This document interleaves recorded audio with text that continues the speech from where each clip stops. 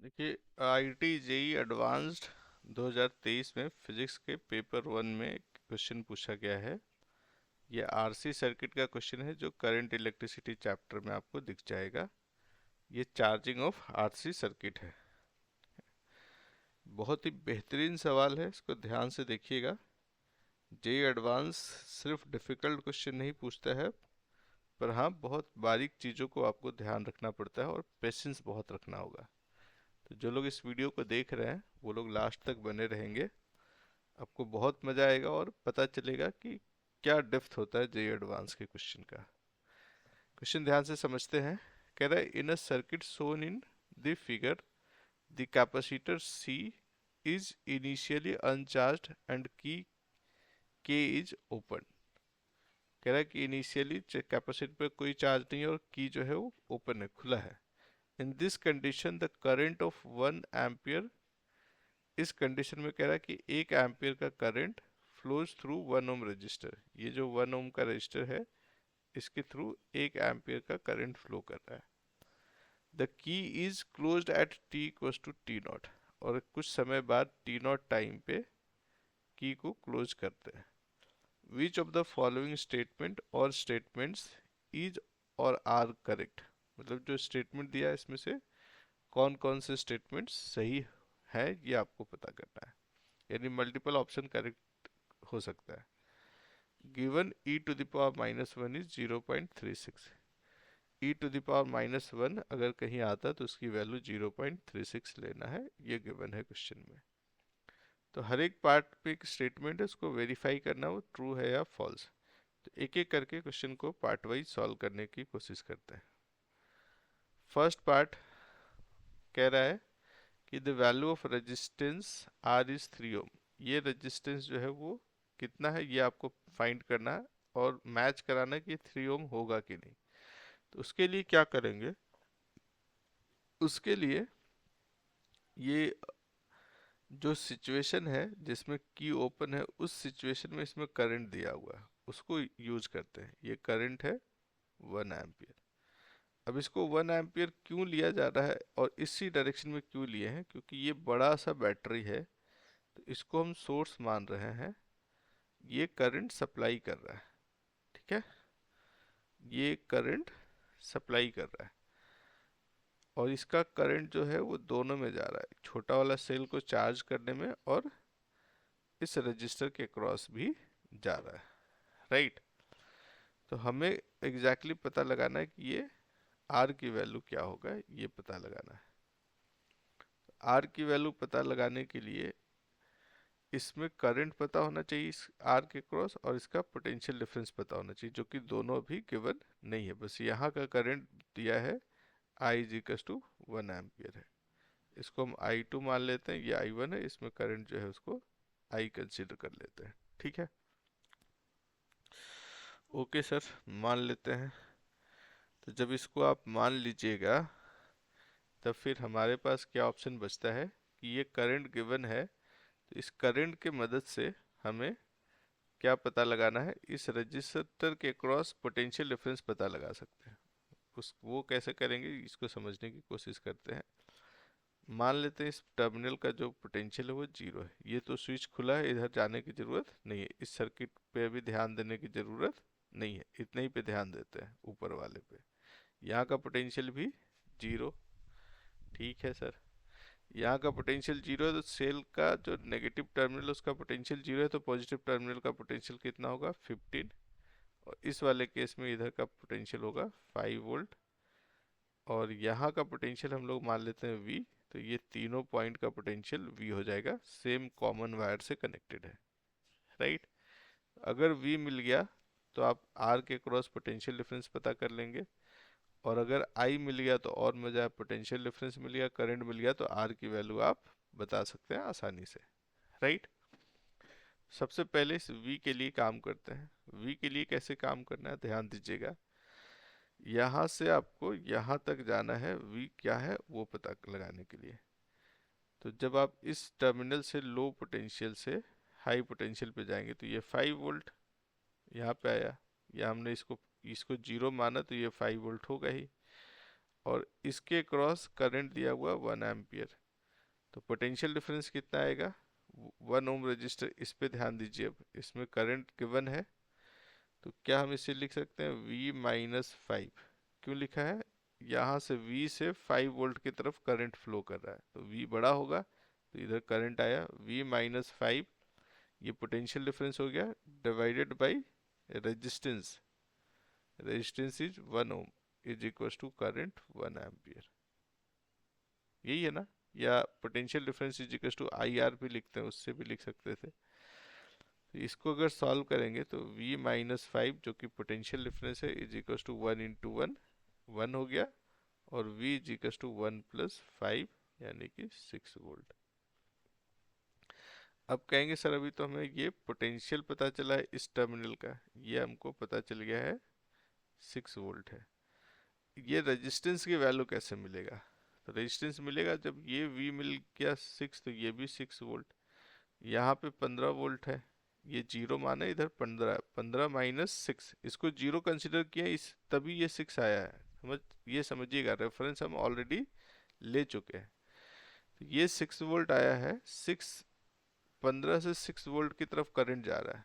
तो अब सेकेंड वाले केस में आ जाइए, यहाँ वाले केस में जो रजिस्टर है वो दिया हुआ R।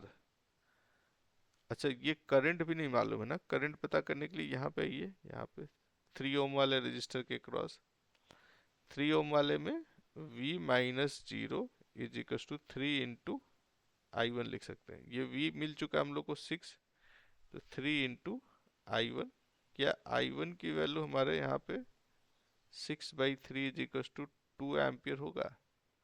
हाँ सर, ये 2 एम्पियर, ये 1 एम्पियर, I1 जो है, I2 जो है, तो ये इसमें करंट कितना होगा? तो KCL लगा दीजिए इस जंक्शन पे। तो जो करंट आ रहा है, करंट आ रहा है I, वो बराबर होगा जाने वाले करंट के, यानी I2 प्लस, या I1 प्लस I2। ये I1 है, इसको I2 मान रहे हैं, तो जो करंट सप्लाई कर रहा है सेल, वही करंट दो भाग में बढ़ जा रहा है ना? तो ये I इक्वल टू I1 कितना आया अभी 2 एम्पियर, और I2 ऑलरेडी गिवन है 1 एम्पियर है, इसको यहाँ पुट कर दीजिए। I की वैल्यू है 3 एम्पियर। अब इस रजिस्टर के क्रॉस करंट भी मिल गया, ये कितना करंट हो गया 3 एम्पियर। इसके क्रॉस पोटेंशियल डिफरेंस भी मिल गया, तो R की वैल्यू मिल जाएगा। पोटेंशियल डिफरेंस होता है 15 minus 6 is equal to I into R, right ना? ये 15 माइनस 6 यानी कि 9 वोल्ट। I की वैल्यू कितना है 3 इंटू R, तो R यहाँ से मिल गया 9/3, जो कि 3 ओम हो गया। अभी तक देखिए इस फर्स्ट पार्ट में कैपेसिटर कहीं भी एग्जिस्टेंस में नहीं आया है। ये स्विच क्लोज होने से पहले का जो सिनेरियो दिया हुआ था, उसी के हेल्प से हम इस रेजिस्टेंस, जो अननोन रेजिस्टेंस, उसका रेजिस्टेंस वैल्यू पता कर लिए। और ये जो दिया है ऑप्शन में वो बिल्कुल सही दिया है, इसलिए ऑप्शन ए करेक्ट है। अब आते हैं ऑप्शन 2 पे। कह रहा for t less than t0 the value of I1 is 2 ampere. Less than t0 का क्या मतलब है? मतलब ये स्विच अभी भी खुला है, ये स्विच खुला है, तो इस सर्किट को फिर से यहाँ से भगा दीजिए। यहाँ से भगाएंगे तो ये जो करंट है, ये आपसे पूछा गया क्या होगा, और ये करंट ऑलरेडी दिया हुआ है कितना 1 एम्पियर, और R की वैल्यू अभी भी हमने पता किया 3 ओम है। इसमें करंट हमने पता किया, क्या पता लगाया आपने कि इस 3 ओम के क्रॉस जो करंट था वो 3 एम्पियर। 3 एम्पियर में से एक इधर चला गया, तो जो बचा वो रेस्ट इधर आएगा। 1 एम्पियर इधर चला गया, तो इसमें कितना 2 एम्पियर गया। तो ये ऑलरेडी हम लोग सॉल्व कर चुके हैं 2 एम्पियर। और ये कह रहा है कि the value of current I1 is 2 ampere t less than t0 पे। तो ये ऑलरेडी सॉल्व कर चुके हैं, पहले वाले ऑप्शन में आप एक बार फिर से देख सकते हैं कि ये I1 की वैल्यू के लिए हम लोग इसको ऑलरेडी सॉल्व कर चुके हैं। तो पहला ऑप्शन और सेकेंड वाला ऑप्शन एक साथ सॉल्व हो चुका है। अब आते हैं ऑप्शन थर्ड चेक करने के लिए। दो ऑप्शन सही निकल गया हमारा। थर्ड कह रहा है t equals to t not plus 7.2 micro second, the current in the capacitor is 0.6 ampere. अब t equals to t not plus 7.2 micro second कह रहा है। स्विच कब क्लोज हुआ था? टी नॉट पे। तो स्विच क्लोज होने के बाद या एट टी नॉट प्लस 7.2 का मतलब है आफ्टर 7 पॉइंट, या इसको हम ऐसे कह सकते हैं 7.2 micro second after switch is closed. Switch T not time पे हुआ, टी नॉट प्लस 7.2 सेकेंड, मतलब कि स्विच जब क्लोज हुआ उसके ठीक 7.2 सेकेंड बाद जो कैपेसिटर में करंट है, कैपेसिटर के थ्रू जब स्विच को आप क्लोज करेंगे तो कुछ करंट कैपेसिटर से जाने लगता है। स्टार्टिंग में ये करंट बहुत हाई होता है, फिर धीरे धीरे ये कम होने लगता है। इसको हम आईसी कंसिडर कर रहे हैं। तो कैपेसिटर के क्रॉस जो करंट है ना, उसका फॉर्मूला बड़ा सीधा सा है। क्या है फॉर्मूला? तो उसका फॉर्मूला है i is equal to i not e to the power minus t by tau. पर ये सर्किट उतना आसान नहीं, बड़ा कॉम्प्लेक्स है। इसमें एक रजिस्टर नहीं है, कई रजिस्टर्स हैं। तो और एक सेल ना होकर के कई सेल है, तो थोड़ा सा चैलेंजिंग हो सकता है। पर फिर भी अगर हम टाउ की वैल्यू, इसमें ये जो समय है वो स्विच क्लोज करने के बाद है, तो T not plus 7.2 micro second मतलब स्विच क्लोज करने के 7.2 सेकेंड बाद। तो सबसे पहले इस फॉर्मूले को ऐसे बना सकते हैं, i not e to the power minus 7.2 micro second. T की वैल्यू क्या है? स्विच क्लोज होने के बाद कितने समय बाद करंट पूछा जा रहा है? 7.2 सेकेंड। तो टी की वैल्यू 7.2 रखना है डिवाइडेड बाई टाउ। अब सवाल इसमें बड़ा सा ये है कि ये आई नॉट कैसे मिलेगा और टाउ कैसे मिलेगा। तो टाउ का जो रिलेशन है वो आर इक्वलेंट इंटू सी कहा जाता है। अब सवाल आता है, खड़ा होता है कि आर इक्वलेंट कैसे आता है। इस तरह का सर्किट अगर कभी आपने सॉल्व किया होगा तो हम इसको मॉडिफाई करते हैं एक शॉर्ट ट्रक के तहत, और आर इक्वलेंट पता करते हैं across the terminal of capacitor. Modification क्या है? तो मॉडिफिकेशन में बस ये करते हैं कि ये जहाँ जहाँ भी सेल दिया हुआ है उसको डायरेक्ट वायर से कनेक्ट कर लेते हैं। सेल को हटा करके वायर से इसको डायरेक्टली कनेक्ट कर देते हैं, और कैपेसिटर के टर्मिनल को ओपन करके इसके क्रॉस आर इक्विवेलेंट पता करते हैं। तो मॉडिफाइड सर्किट आपको कुछ ऐसा दिखेगा। ये एक रजिस्टर आपको यहाँ 3 ओम का, दूसरा रजिस्टर 1 ओम का, उसके नीचे 3 ओम का, ये तीनों रजिस्टर्स पैरेलल में दिखाई देंगे। उसके बाद यहाँ पे ये टर्मिनल छोड़ देना है खुला, किसका? कैपेसिटर का। ए बी के क्रॉस आर इक्विवेलेंट पता करना है।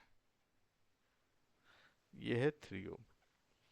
तो ये तीनों आपको पैरेलल में दिख रहा होगा, उसके साथ इसको सीरीज करना है। इन तीनों का पैरेलल अगर देखेंगे, इसके लिए अगर हम सर्किट को सॉल्व करते हैं तो इसका 1/r पैरेलल जो है वो हो जाएगा 1/3 प्लस 1/1 प्लस 1/3। ये आ जाता है आपका, कॉमन 3 है, 1 प्लस 3 प्लस 1, 5/3, और आर पैरेलल जो है वो 3/5 हुआ। तो ये 3/5 है। ये पूरा सेट अगर आप इसको रिप्लेस कर देते हैं किससे? 3/5 ओम से, तो ये पूरा सेट फिर आप देखेंगे इन दोनों पॉइंट के क्रॉस ए और बी, यहाँ से करंट अगर निकले तो ये दोनों में होकर के आ रहा है। ये 3 ओम रजिस्टर इसके साथ सीरीज में दिखाई दे रहा है।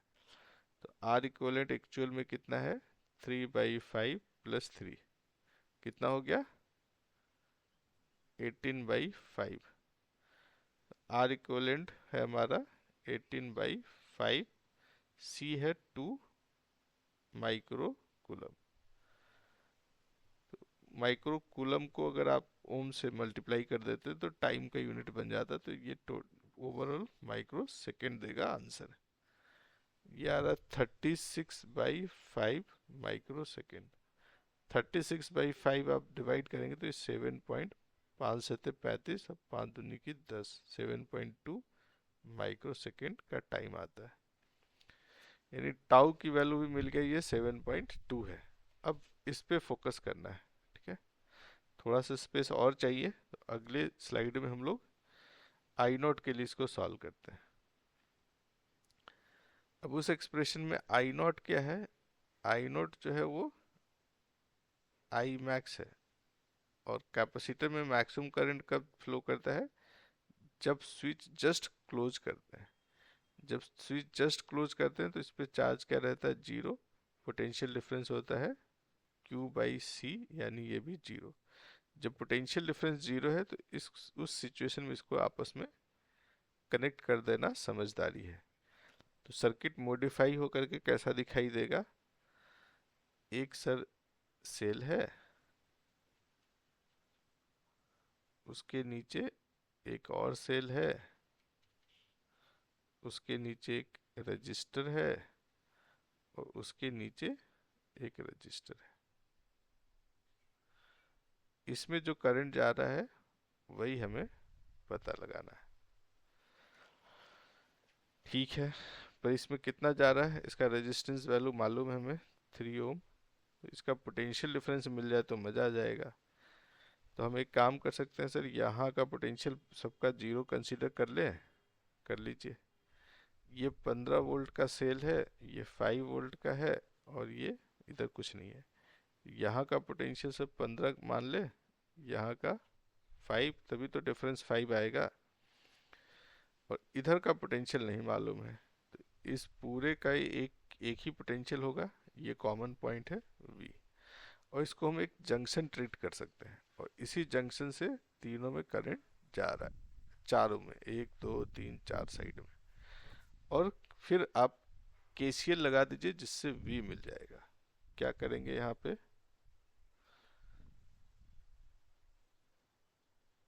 आप चाहे तो वीडियो को थोड़ा सा पॉज करके सारे पॉइंट्स को समझ सकते हैं, दोबारा देख सकते हैं, स्किप नहीं कीजिएगा। बहुत इंटरेस्टिंग पॉइंट पे हम लोग पहुंच गए हैं। तो KCL अप्लाई करते समय अगर कुछ ना आपको अंदाजा लगे, तो जिस जंक्शन पे KCL अप्लाई कर रहे हैं उसके पोटेंशियल को सबसे बड़ा मान लीजिए। ये सबसे बड़ा है और इसी से सब करंट जा रहा है। हालांकि बाद में पता चला गया कि कुछ करंट नेगेटिव ही आ गया, जिससे नेट सम जीरो हो रहा है। और दिखाइए कि नेट जो करंट निकल रहा है उसका सम जीरो होना चाहिए। तो यहाँ से जो करंट निकलेगा वो V, इसके क्रॉस पोटेंशियल, ये 3 ओम है, ये 1 ओम है, ये 3 ओम है, ये 3 ओम है, ये पता है। इसका पोटेंशियल V, इसका भी V, इसका भी V, इसका भी V, सब एक ही जंक्शन पे है। तो ये जो करंट निकला वो कितना हुआ? V-15 divided by potential difference by resistance current होता है 3, plus V-5/1 plus V-0/3 plus V-0/3 is equal to 0। दोनों तरफ 3 से मल्टीप्लाई कर दीजिए, तो ये V-15 plus 3V-15 plus V is equal to 0। दोनों तरफ 3 से मल्टीप्लाई कर दिया। V, 3V, 4 5 6, 6V minus is equal to, ये -15 30 है, दूसरी तरफ ले गए +30, V is equal to 30/6 5 volt. आप कहेंगे सर एक बार हम लोग इसको सॉल्व किए थे तो 6 वोल्ट आया था, उस समय ये नहीं था, रजिस्टर खुला था, तो करंट भी सब में अलग रहा होगा। उस वाले रिजल्ट को यहाँ यूज नहीं कीजिएगा, वो गलती यहाँ पे बिल्कुल नहीं करना है। सर V से में क्या लेना था? हमें तो IC पता करना था, या आई नॉट जिसको कह रहे थे वो पता करना था। आई नॉट पता चल जाएगा। आई नॉट बराबर अब क्या होगा? V/3। ये 3 ओम का रजिस्टर है, तो ये 5/3 हो गया। यानी अब हमारा जो एक्सप्रेशन है I का वो कुछ ऐसा बन गया है, आई नॉट यानी 5/3 e⁻⁻7.2 micro second divided by tau की वैल्यू भी 7.2 माइक्रो सेकेंड। यही करंट यहाँ पे पूछा है कि बता रहा है कि 0.6 है, वो सही है कि नहीं चेक करना है। तो ये 5/3 तो समझ में आया। ई टू द पावर ये कितना हो गया, -1, और इसी दिन के लिए ये वैल्यू गिवन है यहाँ पे, यानी इसकी वैल्यू आपको कितना रखना है, 0.36। तो ये हो जाता है 5 इंटू 0.36/3 कितना हो जाएगा, 0.12। 12, 25, 60 पर 2 अंक के बाद डेसिमल बैठाना है, तो 0.6 एम्पियर ये करंट इस टाइम पे कैपेसिटर के क्रॉस है। यानी ऑप्शन सी भी सही निकल गया इसका मतलब, हाँ बिल्कुल सही है।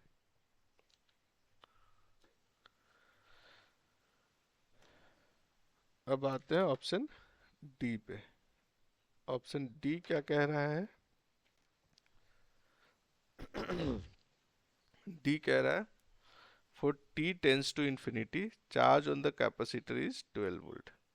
इनफाइनाइट टाइम पे क्या होता है कि ये फुल्ली चार्ज हो जाता है। जब ये पूरी तरह चार्ज हो जाएगा तो इसके थ्रू करंट जो होगा वो जीरो होगा। जब करंट जीरो होगा तो इसको आप ओपन सर्किट के जैसा कंसिडर कर सकते हैं। उस समय जब इसको ओपन सर्किट कंसिडर कर लेंगे उस समय इस पे जो पोटेंशियल डिफरेंस आएगा वही C इंटू वी इस पे चार्ज कहलाएगा, है ना। या आप सीधे कह सकते हैं कि जब इस पे मैक्सिमम पोटेंशियल डिफरेंस होगा तो जो चार्ज है Q वो C इंटू वी मैक्स है। C तो ऑलरेडी गिवन है 2 माइक्रोफैराड, वी मैक्स हमको पता करना है किसी भी हाल में। तो वी मैक्स पता करने के लिए सर्किट को फिर से मॉडिफाई करना पड़ेगा। फिर से मॉडिफाई करना पड़ेगा सर, हाँ बिल्कुल करना पड़ेगा। तो कर लेते हैं मॉडिफाई। ये लगाया एक सेल जो 15 वोल्ट का है, ये रजिस्टर है 3 ओम, हम लोग ऑलरेडी कैलकुलेट कर चुके हैं। उसके नीचे एक और सेल 5 वोल्ट का, ये रजिस्टर है 1 ओम। उसके नीचे यहाँ पे हमारे पास इस सिचुएशन में एक 15 वोल्ट का सेल है, 5 वोल्ट का सेल है, नीचे एक रजिस्टर है 3 ओम। और ये जो कैपेसिटर उसको ट्रीट करते हैं कि ये ओपन सर्किटेड है। इस समय इस पे मैक्सिमम जब चार्ज आ जाएगा उस समय कैपेसिटर में कोई करंट नहीं फ्लो कर रहा है। ये नीचे 3 ओम का रेजिस्टेंस है। इस सिनेरियो में यहाँ पे पोटेंशियल डिफरेंस क्या होगा, इधर वाले पोटेंशियल को फिर से मान लेते हैं 0, तो ये भी 0 हो गया।